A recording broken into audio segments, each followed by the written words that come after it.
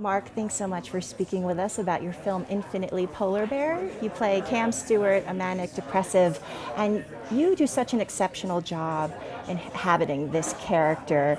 How did you build Cam so that you could simply exist as him? I was lucky enough to get a hold of some video of him. One was a short 8 millimeter film that he made of himself when he was in full blown and a manic upturn. So, you know, I know people who are manic, so I already had a good idea of what that was about. You referenced that you even had experience with it in your own family. So did you draw upon that as well? Yeah, I mean,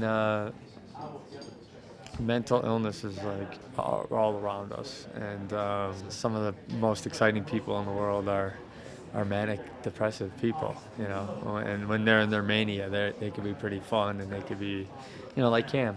So I know it well enough that I could play it. Well, speaking of family, I just thought this family was so beautifully true to life, and there were some moments of just pure joy between Cam and the daughters, and then moments of heartache between Cam and his wife. What was that dynamic like, both on set and off, with the other members of the cast? It was an incredible joy to shoot this movie, and there was just a lot of love and respect that emanated from Maya and Wally, her husband, producer, and it was very insular. It was, 25, 26 day shoot, so, we were really working fast, and there was just an enormous amount of joy and warmth and tenderness on the set and in between all of us, that translates really well to screen. Zoe and I lived in the same house. I had one floor, she had the other floor. The kids lived a block away, and we took all our meals together. We cooked together. We hung out together. So all of those things, which is the beauty of doing independent movies, is when you do a big movie, everyone just gets further and further spread out. A third of the way into it, the producers, who were also young producers and kind of first timers, like very young, hadn't had a lot of experience.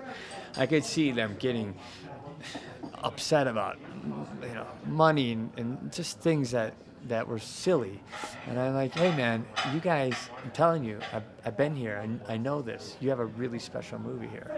It's really special. Like, they don't come around too often, and I'm telling you, I know for a fact. Just relax a little bit. Right. Okay. Trust your director. Just relax. It's gonna be good. And that was the moment where I knew that was gonna be good, or I felt like something magical was happening. So this spring, are you suiting up as the Hulk again for the second Avengers? Yes, I I'm am. looking forward to that. In April. Yes, I am. That's another whole challenge and opportunity. Do you already know about the evolution of Bruce Banner and where his character goes? Oh yeah, I know a lot about it.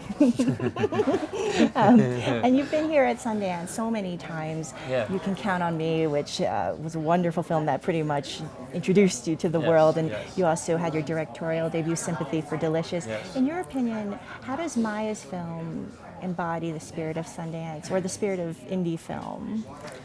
Well, I mean, it was made for nothing. I mean, a couple dimes and some spit and some tape, and it was like really as low budget as you could possibly get in some regards to shoot on film.